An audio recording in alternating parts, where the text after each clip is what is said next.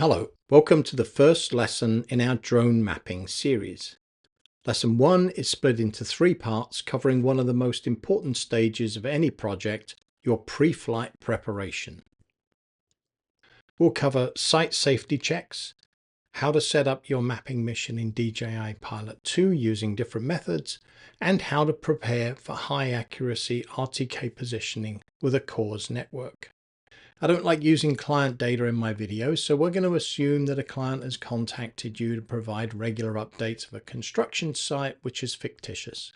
Once you have the address, you have some work to do, but in most cases, this can all be done without leaving the office. So let's get started. First up, we need to check the airspace around the site is clear and legal for you to fly in. This should be done before you complete signing the client because you don't want to sign them and go through all the contract stuff only to find you can't fly there. As a side benefit, this step will make you also look more professional, even if all you do is inform them that the airspace is clear. My go-to these days for checking airspace is to use the Air Control app from Aloft to make sure the airspace is safe and legal for flight. So let's go ahead and step over to that for our project. Open up the app by going to air.aloft.ai and logging in. If you don't have an account, then this is where you'll sign up. The basic plan is free to use, and that's all you need here. Type in the address into the search bar, zoom into the area in question, and then click on the location to place the marker where you will fly. Check the status panel on the right-hand side. If there are no warnings, then you should be good to go on the day of the flight. If there are warnings, then you might have some work to do. But first make sure that the area that you're interested in is actually in a shaded area, such as the blue or red areas around airports. If not, you might be okay. You can turn on and off lots of different layers by clicking on the Layers panel, and this is also where you can show a satellite map, which is often needed to figure out if your area of interest is affected. If you're lucky, then the area of interest will be outside of any restrictions, or maybe in a launch-controlled area with an altitude limit you can live with. If it's a launch-controlled airport, then there is a good chance that you'll be able to obtain automatic authorization, and you can do that from right within this app. If the area requires additional coordination, then make sure that any paperwork you sign with the client mentions that it's all contingent on obtaining authorizations to fly. And ideally, you would apply for an authorization through FAA Drone Zone with a long time period that goes well beyond the expected construction time. Construction projects are notoriously late, and you don't want to lose the ability to fly before the end of the project. Once you have the airspace cleared, you are safe to move on to other items. Now that we know we are allowed to fly, we should look at Google Earth Pro to look around the area for physical obstacles like trees, hills or uneven terrain, power lines and signal towers, buildings, roads, and so on. Google Earth Pro is a powerful free program. The version I'm using here is the desktop version, but I know there are other versions, so if you can't find the features I'm referencing, then you might need to switch to the desktop.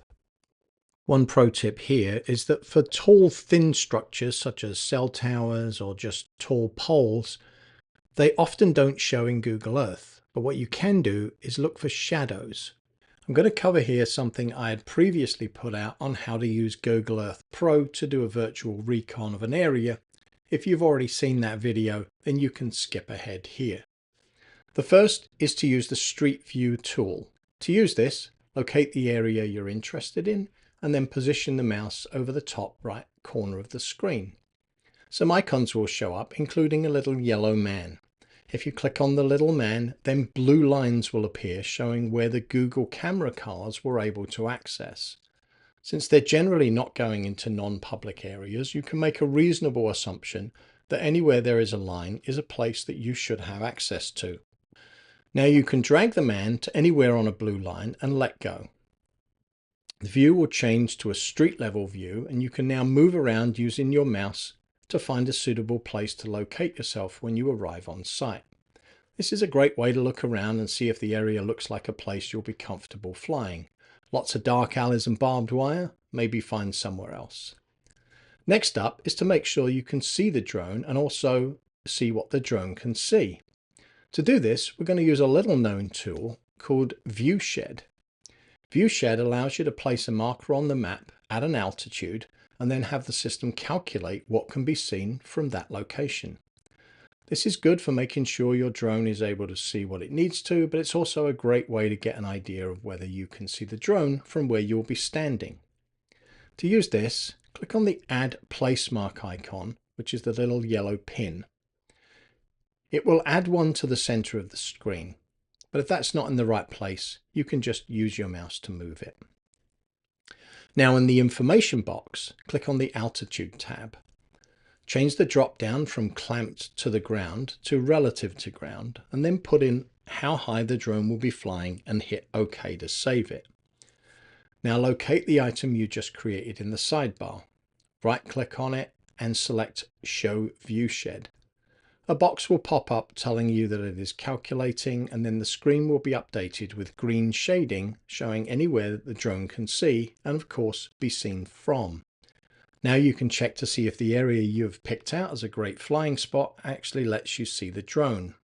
When done, click on the Exit ViewShed button to get back to the regular view. If you need to check more locations, you can just move the pin somewhere else and then click ViewShed again. These factors all influence your minimum safe altitude and mission geometry, and you're going to need all that information for planning the mission, which is what we will cover in the next episode.